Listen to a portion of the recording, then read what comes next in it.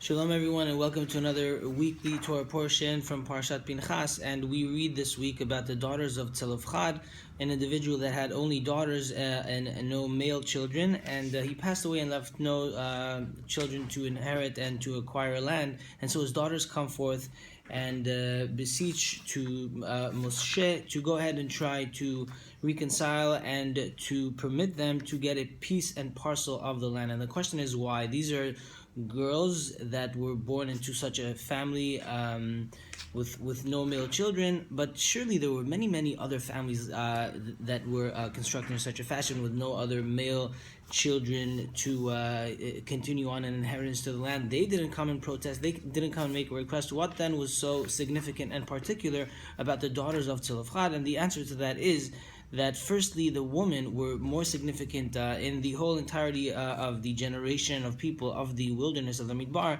and the fact that they never sinned, and they also had a stronger passion towards Israel. But specifically to these daughters of Tzolfchad, the Torah relates it all the way back to Menashe, the son of Yosef. And this is where the answer is. This is the unique secretive element of the daughters of Tzolfchad that came from the tribe of Menashe. The tribe of Menashe, the son of Yosef, where did he grow up?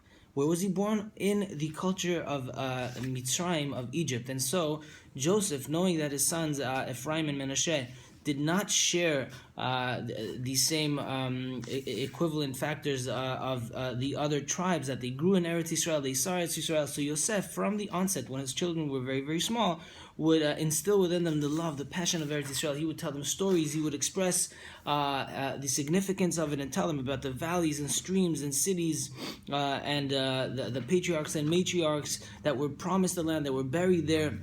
And he instilled with them an intrinsic passion and love for Eretz Yisrael. They knew the geographic status, and so they had a very strong longing to Eretz Yisrael. And that was in the genetic DNA of Menashe, that was instilled onto his children, grandchildren, and ultimately to the daughters of Tzolfchad that didn't take no for an answer. When it came to Eretz Yisrael, they wanted a part in Eretz Yisrael. And it was so different from the males in that generation, as we said earlier, because throughout the experience of the wilderness, we see how the Hebrews came and protested and wanted to actually go back to Egypt. They weren't looking forward to Eretz Yisrael, and so the daughters of Tzolfchad were significant in that fashion in which they had a longing for Eretz Yisrael specifically. Not only did they not go against the will of Hashem, rather they also promoted it even further.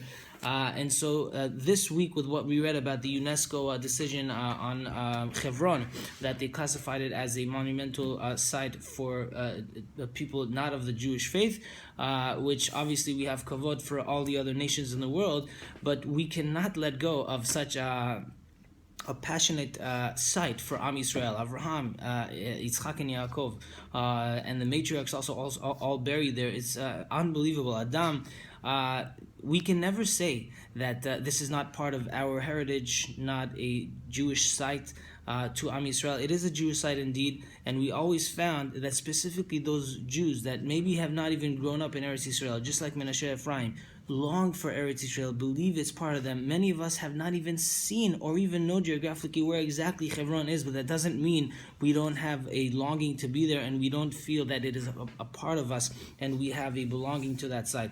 So the UNESCO decision may or may not affect us in our feelings every day, but it surely does not mean that it can be a token to revoke our rights to it. It never will happen. There's a promise of HaKadosh Baruch Hu to give us the land, and surely we will get the land speedily in our days, but we just need to take the lesson from the daughters of Tzolfchad, that had a lineage of people that never even saw the land, only heard of it, but had such strong willingness and power and longing to have a connection to it, an ultimate connection to the earth, to the land, to the sacred dynasty of it. And so we too share that element of longing and of participation that is inseparable from within our nature. And Be'ezrat Hashem, may we speedily merit to be there and reside amongst the other brethren of Am Yisrael. Wishing everyone a Shabbat Shalom Umevarach. Thank you very much.